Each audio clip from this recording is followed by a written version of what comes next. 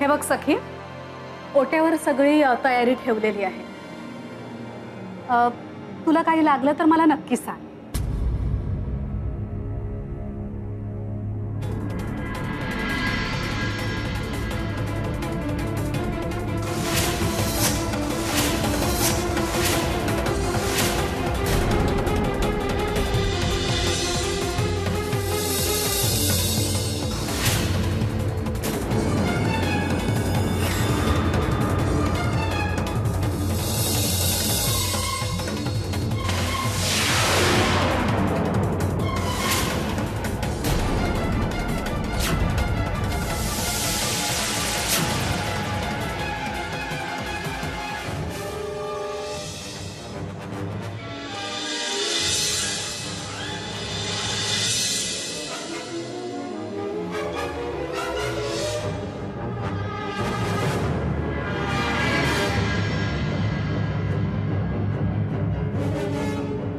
काय ग?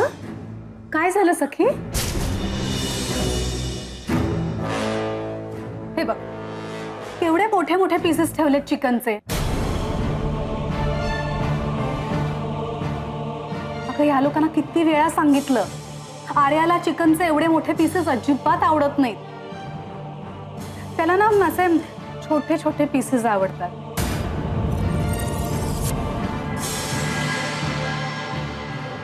मी दाखवू का तुला? हा, हे बघ.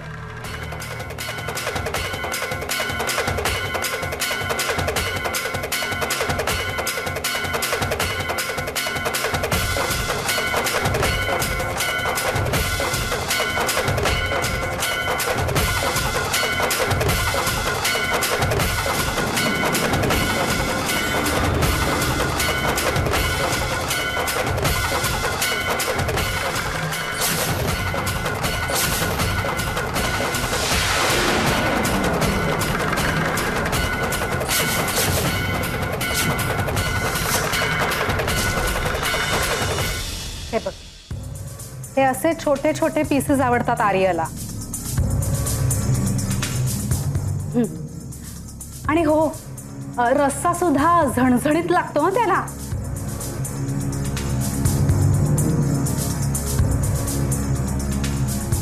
तुझ्या माहेरी अगदी मुळमुळीत स्वयंपाक करत असतील नाही?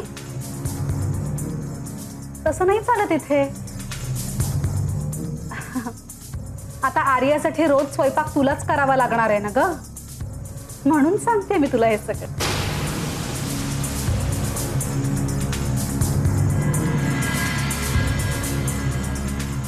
हे बघ, हे असे छोटे छोटे पीसेस आवडतात आर्याला. हे बघ, हे असे.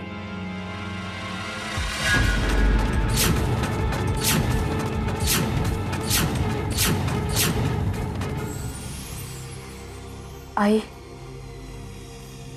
मैथिली ताई जर असंच वागत राहिल्या तर सखी बहिणी पार घाबरून जाते. नवी नवरी आहे, स्वतः खुश असल्या तर आर्य साहेबांना खुश ठेवू शकते. त्यात त्या फार हळव्या आहेत. त्यात कालपासून घरात जे काय होतंय. तुझा मी बघीन काय करायचं.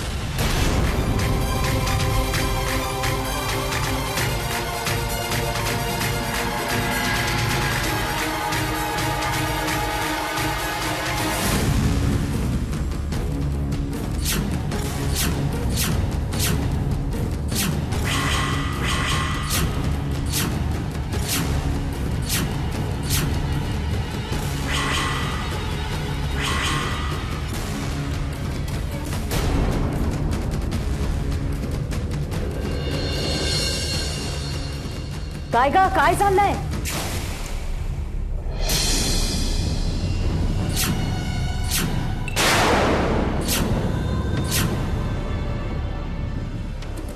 काय ग, काय चाललंय हे सगळं?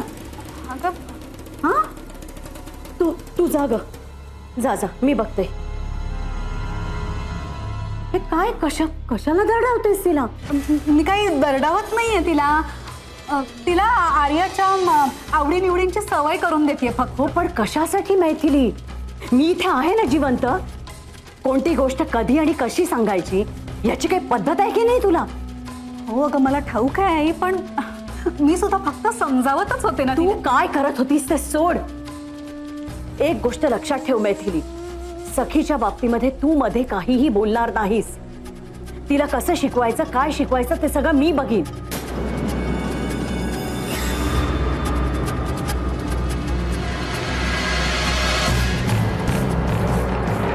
समजलं का तुला?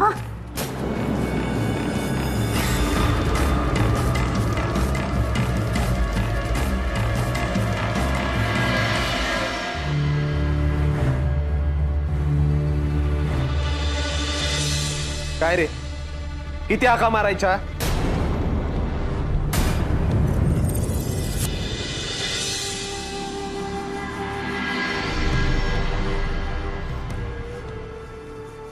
तू आहेस होय? नाही, मला वाटलं नौकर आहे.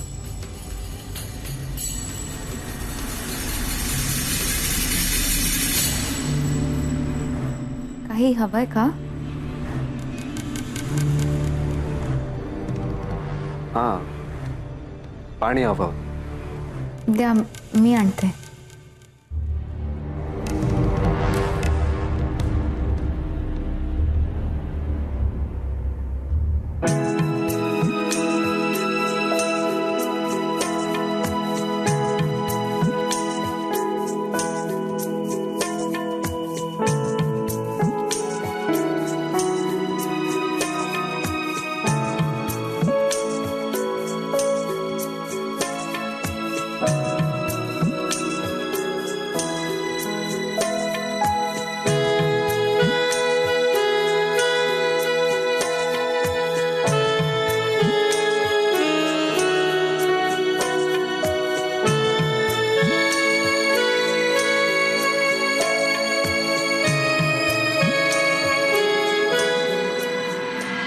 असं काय चुकीचं वागले ग मी?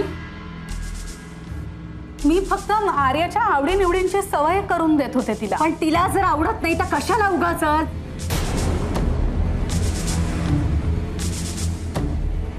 आई, या नवीन नवरीचे खूप लाड करते असं तू? अशानं डोक्यावर चढून बसेल ती आपल्या. बसू दे, माझं काम होईपर्यंत चालेल मला सगळं. हवं तसं तिच्या कलाकालानं वागायला तयार आहे मी सध्या. एकदा या कासले कुटुंबाला वारस मिळाला की मग ती जगली काय मेली काय मला त्याच्याशी काही एक घेणं देणं नाही. मग ती आणि तिचं नशीब.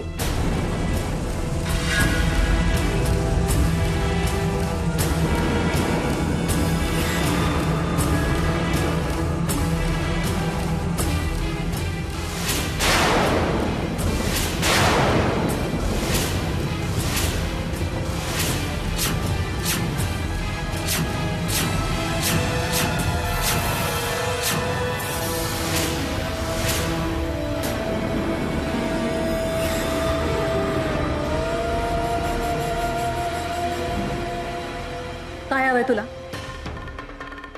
काय विचारते मी? काय हवंय तुला?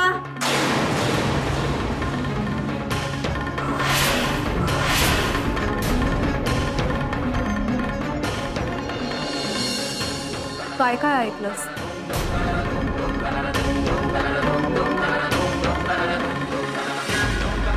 काय काय ऐकलंस? सोड तिला. काय हवंय तुला? अगं काय हवंय तुला?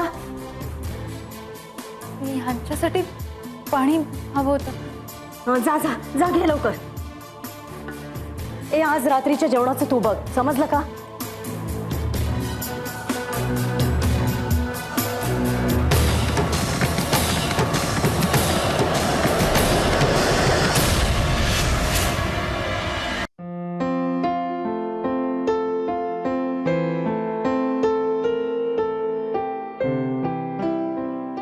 कुठे निघाला?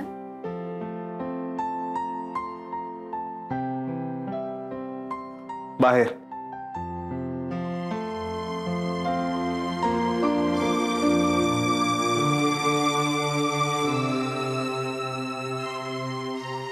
पण दिवस बाहेर नाही गेला तर नाही चालणार का? नाही म्हणजे तुम्हाला लागलंय ना म्हणून म्हटलं.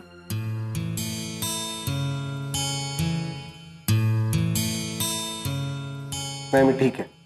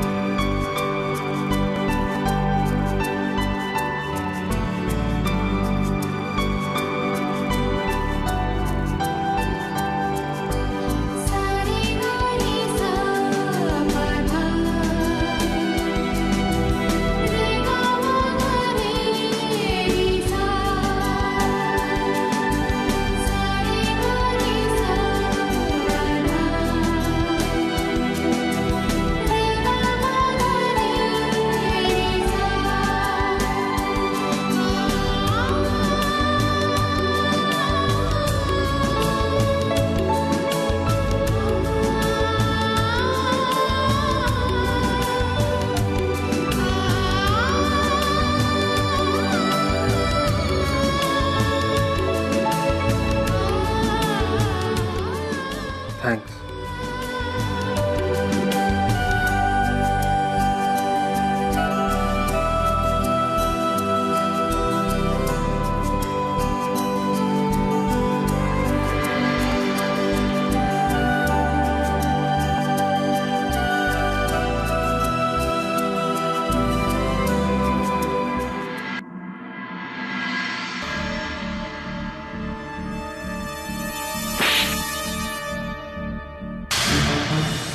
चार इंच, फक्त 4 इंच जर गोळी बाजूला लागली असती ना तर आर्या आज मेला असता.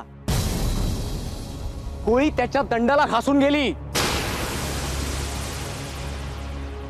अरे हे काम धड होत नाही तुम्हा लोकांना. अरे आर्याचा जीव किती महत्वाचा आहे माहितीये का तुम्हा लोकांना? गुरु,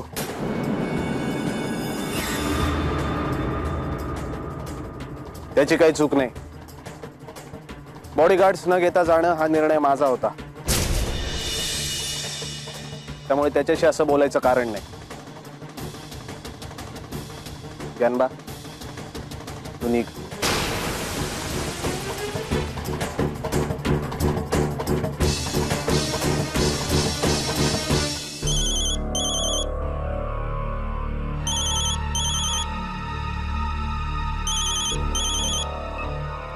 हा बोल रे. हा पोलीस ना? हा मग येऊ देत की. येऊन येऊन कोण येणार आहे? भोसलेच ना. कोण? सामंत? असू दे रे. सामंत असो किंवा भोसले, हे सगळे एकाच माळ्याचे म्हणून. ठीक आहे, चल बघतो. हा बघतो, ठेव. हा चल.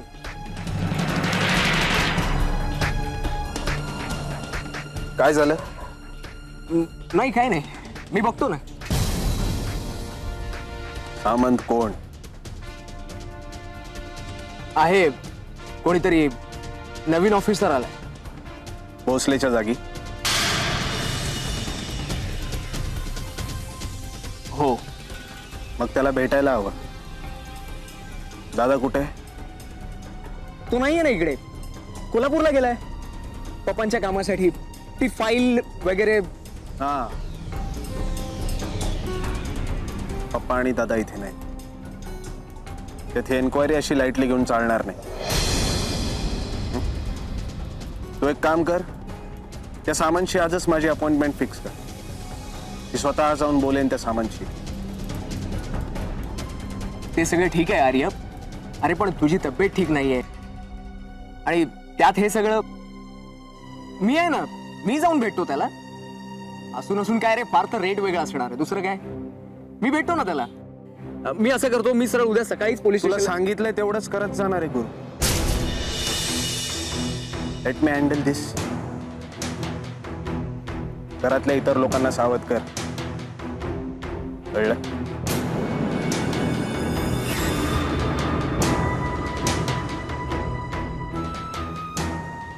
हा कशाला उगाच टेन्शन घेतोय.